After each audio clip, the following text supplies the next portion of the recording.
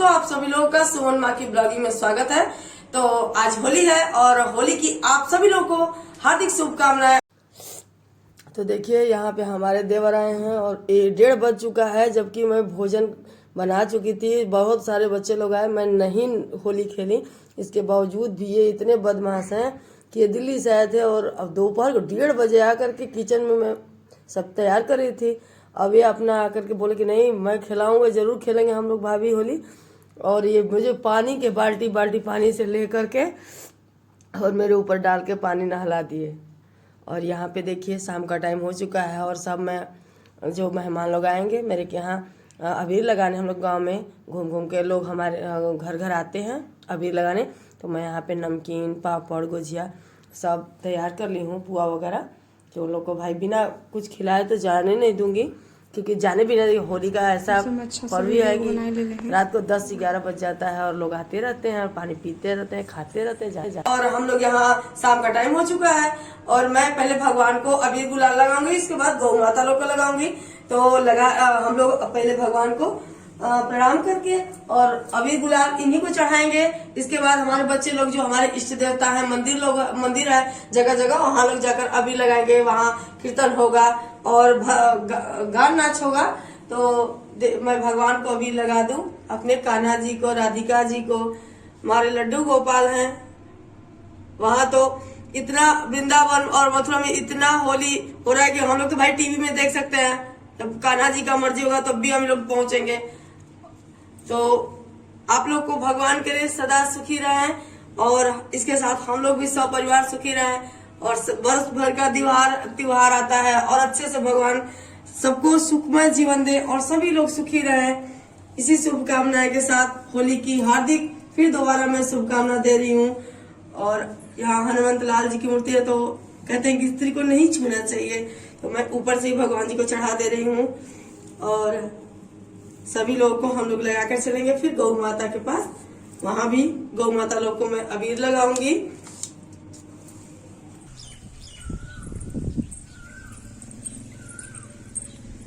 अरे हमारे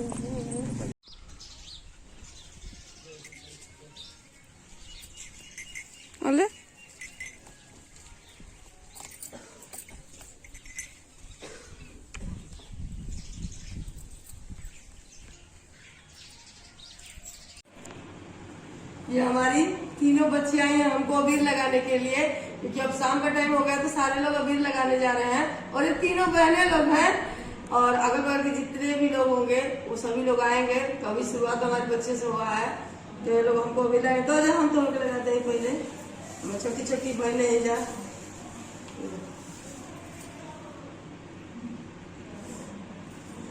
अपने बच्चे करने आओ जा, भगवान खूब सुख कर देता हूँ। खुश खुश रहना, खूब खुश रहना, खुश रहना, खुश रहना, खूब भगवान का तो पड़ेगा, खूब खुश रहना। चिप्स खा लो, चिप्स पापड़ खा लो, चिप्स पापड़ खा लो जा।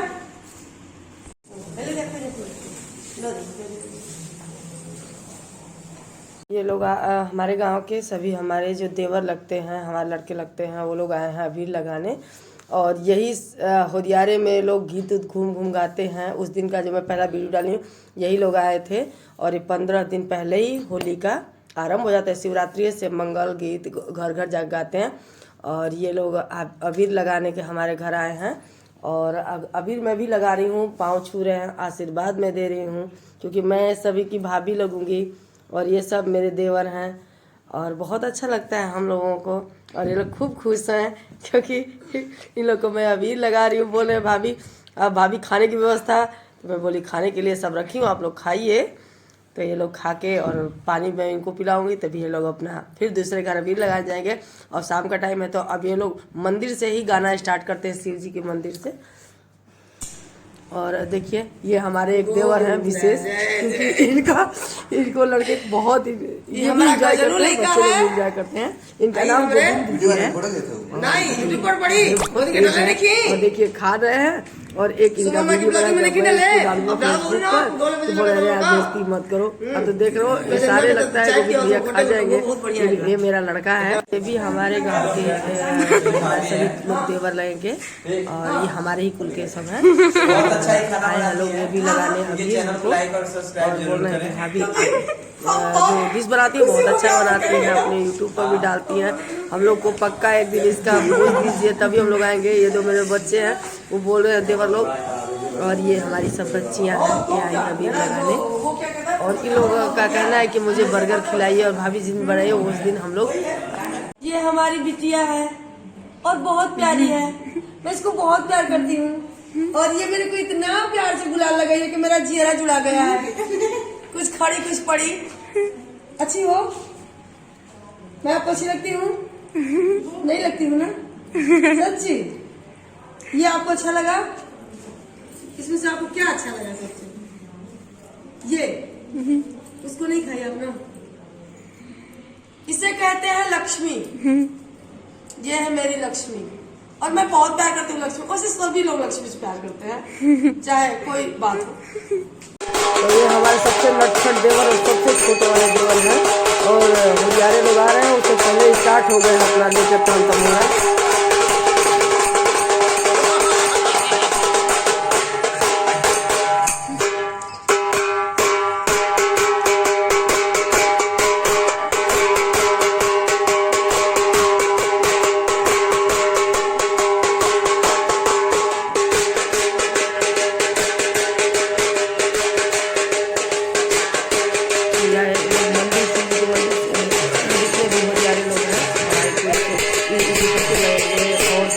लोग लेंगे और कुछ बच्चे लेंगे तो वो लोग अब देखिए अपना गाते बजाते आ रहे हैं हमारे बाहर के जाने के लिए।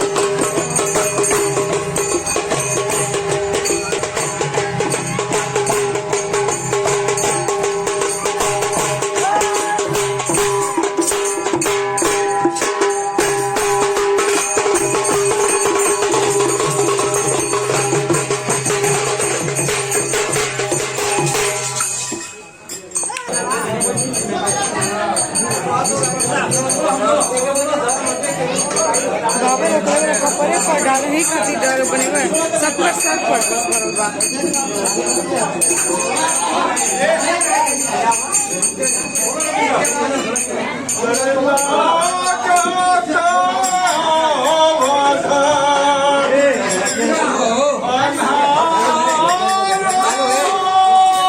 दूर रखा दूर